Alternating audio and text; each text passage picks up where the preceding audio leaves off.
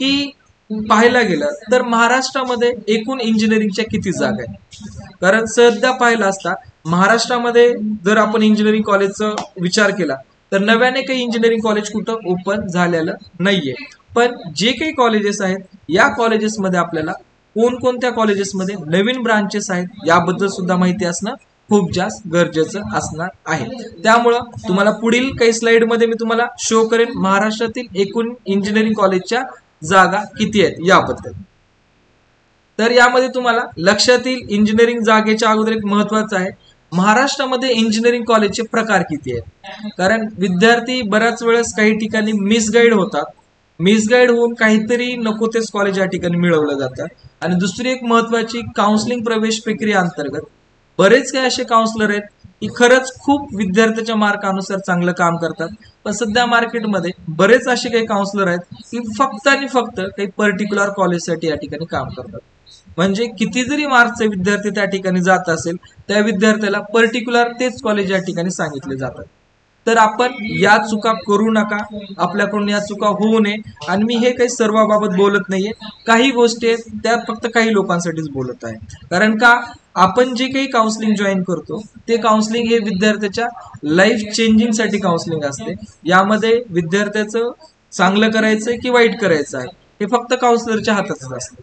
त्यामुळं विद्यार्थ्याला विनंती आहे, आपण जेही काउन्सिलिंग जॉईन करत आहेत ते व्यक्ती आपला विश्वास पात्र असावा. दुसरी गोष्ट आहे त्या व्यक्तीला खरंच या प्रोसेसचं पूर्ण डिटेल नॉलेज असावं आणि नॉलेज सोबतच त्या व्यक्तीनं आपल्याला आपल्या काउन्सिलिंगसाठी आपल्याला पर्सनली वेळ सुद्धा देणं खूप जास्त महत्वाचं असतं. महत्वाचं आहे विद्यार्थ्यांना लक्षात घ्यायचं आहे की कुठल्याही विद्यार्थ्याची प्रायोरिटी ज्यावेळेस आपण कॉलेजचा विचार करत असतो, कॉलेजच्या विचारामध्ये जर विचार केलं तर कुठल्याही विद्यार्थ्याला या ठिकाणी गव्हर्नमेंट ऑटोनॉमस कॉलेज लक्षात घ्या, जे काही आपले गव्हर्नमेंट ऑटोनॉमस कॉलेजेस आहेत या गव्हर्नमेंट ऑटोनॉमस कॉलेजला विद्यार्थ्याचं प्राधान्य असतं. नेक्स्ट आहे आपल्याला गव्हर्नमेंट कॉलेज, नेक्स्ट आपण गव्हर्नमेंट कॉलेजचं प्राधान्य या ठिकाणी ठेवत असतो आणि त्यानंतर प्रायव्हेट ऑटोनॉमस कॉलेजचं. बऱ्याच वेळेस असं आपण पाहण्यात येतं गव्हर्नमेंट ऑटोनॉमस नंतर बरेच विद्यार्थी प्रायव्हेट ऑटोनॉमसला सुद्धा प्राधान्य देत असतात. यामध्ये विद्यार्थ्याचं कन्फ्युजन व्हायला चालू होतं. एक्झॅक्टली मी जे फॉर्म भरत आहे किंवा कॉलेजचे नाव देत आहे यामध्ये गव्हर्नमेंट ऑटोनॉमस कॉलेज कुठले आहेत, गव्हर्नमेंट कॉलेज कुठले आहेत किंवा प्रायव्हेट ऑटोनॉमस कुठले आहेत. तर याच्यासाठी आपली एक बुक तुम्हाला मगाशी सांगितलं, यामध्ये तुम्हाला क्लिअरली बायफर्गेशन करून दिलं आहे की कोणते कॉलेज कोणत्या कॅटेगरी अंतर्गत येतात.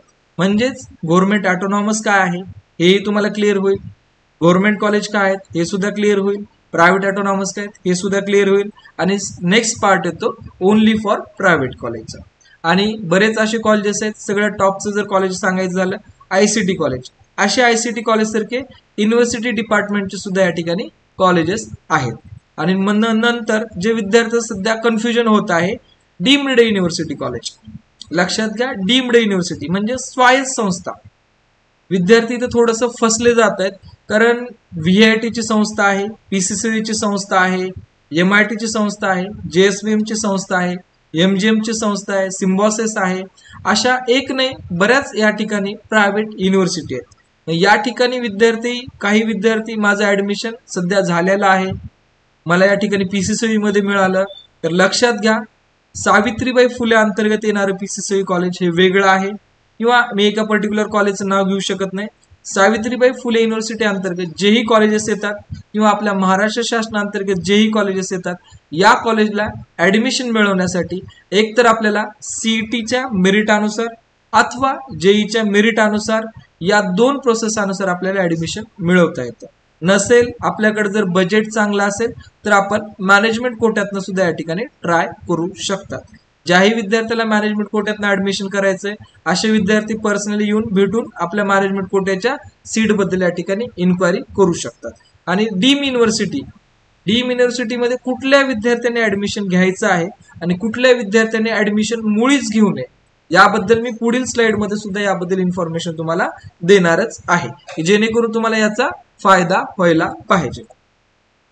नेक्स्ट जो आपला मेन टॉपिक होता की कॉलेजेस टोटल किती आणि त्या कॉलेजचं बायफर्गेशन याबद्दल आपण डिस्कस केलं. यानंतर आपण या ठिकाणी डिस्कस करणार आहोत की महाराष्ट्रात टोटल इंजिनिअरिंगचे कॉलेजेस किती आहेत, त्या इंजिनिअरिंग कॉलेज बद्दल आपण डिस्कस करू. Total engineering college in Maharashtra. तसं विचार केला तर महाराष्ट्रामध्ये जवळपास 326 इंजिनिअरिंग कॉलेजेस आहेत आणि या 326 इंजिनिअरिंग कॉलेजमध्ये टोटल सीटचा विचार केला असता आपल्याला 1,28,718 एवढ्या जागा या ठिकाणी उपलब्ध होणार आहेत. आणि यातमध्ये जर पाहिलं असता या ठिकाणी तर बीटेक आणि बी हे एक विद्यार्थ्याचे कन्फ्युजन आहे. ते सुद्धा मी पुढील काही व्हिडिओमध्ये किंवा पुढील काही सेशनमध्ये सुद्धा तुम्हाला क्लिअर करून देणार आहे. त्यामध्ये जर महत्वाची गोष्ट आहे, टोटल या ठिकाणी विद्यार्थी जे काही प्रवेश प्रक्रियेमध्ये भाग घेतात, या भाग घेत असलेल्या विद्यार्थ्यांमध्ये महत्वाचं पुणे युनिव्हर्सिटीसाठी बऱ्याच विद्यार्थ्यांचं प्राधान्यक्रम असतं. तर त्या पुणे युनिव्हर्सिटीमध्ये सुद्धा किती जागा आहेत आणि त्यातल्या त्यात कॉम्प्युटर ब्रांचच्या या ठिकाणी किती जागा आहेत याबद्दल सुद्धा आपण या ठिकाणी माहिती घेणार आहोतच. ठीक आहे, तर तुम्हाला या ठिकाणी मी अजून एक बायोफर्केशन करून दिलेलं आहे. टोटल जे आपले या महाराष्ट्र राज्यामध्ये ओनली बी कॉलेज जे आहेत त्याची संख्या तुम्हाला टोटल 219 दिसेल आणि महाराष्ट्रामध्ये बीटेक कॉलेज, बीटेक म्हणजे ऑटोनॉमी दर्जा असलेले कॉलेज, ऑटोनॉमी दर्जा असलेले कॉलेजची संख्या 107 एवढी आपल्याला या ठिकाणी दिसून येईल. लक्षात घ्या, बी आणि बीटेक मोस्टली आपल्या महाराष्ट्रामध्ये काही फरक नाहीये. हा फरक आपल्याला दिसून येतो अदर राज्यात किंवा सेंट्रल काउन्सिलिंगमध्ये. बऱ्याच विद्यार्थ्याची या ठिकाणी कन्फ्युजन असतं की बी आणि बीटेक यापैकी आम्ही कुठलं चॉईस करणं गरजेचं आहे. तर आपल्या महाराष्ट्रामध्ये यामध्ये काही ह्यूज डिफरन्सेस नाहीयेत. नेक्स्ट आहे आपल्याला या ठिकाणी पुणे युनिव्हर्सिटी. आता पुणे युनिव्हर्सिटीमध्ये सगळ्याच विद्यार्थ्यांना या ठिकाणी ऍडमिशन मिळवायची इच्छा असते आणि प्रत्येक विद्यार्थ्याला अनुषंग असतं की मला माझ्या मार्क्सनुसार पुणे शहरात किंवा पुणे युनिव्हर्सिटी अंतर्गत ऍडमिशन मिळायला पाहिजे. तर आपण जर पुणे युनिव्हर्सिटीचा जर आपण विचार केला असता तर पुणे युनिव्हर्सिटी अंतर्गत टोटल 100 कॉलेजेस आहेत. म्हणजे पुणे युनिव्हर्सिटीमध्ये आपण पुणे शहर, नगर आणि नाशिक या 3 जिल्ह्याचा सुद्धा या ठिकाणी समावेश होत असतो. हे खूप महत्वाचं आहे. बऱ्याच वेळेस आपण फक्त पुणे युनिव्हर्सिटीच्या नावाखाली नको त्याच कॉलेजला या ठिकाणी ऍडमिशन घेऊन बसत असतो. तर जेही विद्यार्थी पुणे युनिव्हर्सिटीचा विचार करत आहेत अशा विद्यार्थ्याला पुणे शहर, नाशिक आणि नगर या 3ही शहराचा समाविष्ट होतो पुणे युनिव्हर्सिटी अंतर्गत. तर एकंदरीत पुणे युनिव्हर्सिटीमध्ये आपल्याला 100 कॉलेजेस या ठिकाणी उपलब्ध असणार आहेत. नेक्स्ट आहे की पुणे शहरामध्ये किंवा पुणे युनिव्हर्सिटीमध्ये टोटल कॉम्प्युटर इंजिनिअरिंगसाठी किती कॉलेजेस आहेत. कारण सध्या जर पाहिलं असता आज आपण कुठल्याही विद्यार्थ्याची या ठिकाणी एक मानसिकता पाहिली असता किंवा कुठल्याही विद्यार्थ्याचं या ठिकाणी ब्रांचचं प्राधान्यक्रम पाहिला असता, विद्यार्थ्याचं पहिलं ब्रांच प्राधान्यक्रम हे कॉम्प्युटर इंजिनिअरिंग हेच ब्रांच आहे. खूप महत्वाचं आहे कारण सर्वच विद्यार्थ्याला कॉम्प्युटर इंजिनिअरिंग घ्यावं अशी वाटत आहे.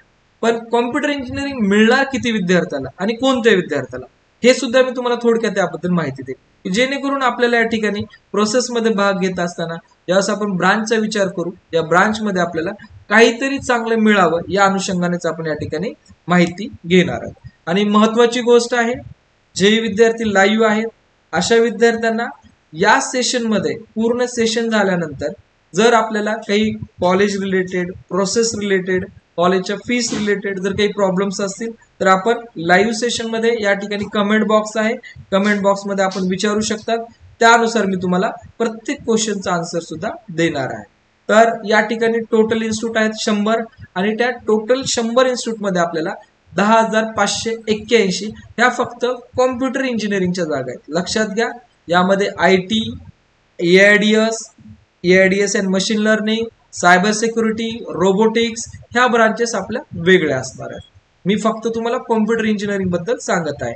जसं जसं आपण पुढे जाऊ या तुम्हाला प्रत्येक गोष्टीबद्दल सुद्धा मी क्लेरिफिकेशन देणार आहे. नेक्स्ट आहे तुम्हाला या ठिकाणी महत्वाचं कॉम्प्युटर इंजिनिअरिंग बद्दल झाल्यानंतर आणि महत्वाची यामध्ये एक गोष्ट अशी आहे की ज्याही विद्यार्थ्याला कॉम्प्युटर इंजिनिअरिंगला ऍडमिशन घ्यायचं आहे अशा विद्यार्थ्याचे मिनिमम 85% तरी असावे तर आपल्याला या ठिकाणी जे कॉलेज मिळणार आहेत ते थोडंसं योग्य दर्जाचे या ठिकाणी कॉलेजेस मिळणार आहेत. जर आपले 85% पेक्षा जर कमी मार्क्स असतील तर आपल्याला या ठिकाणी CS मिळेल, मी म्हणणार नाही मिळणार नाही, CS मिळेल, पण ॲव्हरेज कॉलेजमध्ये आपल्याला या ठिकाणी या कॉलेजचं ऍडजस्टमेंट करावी लागणार आहे. ठीक आहे. नेक्स्ट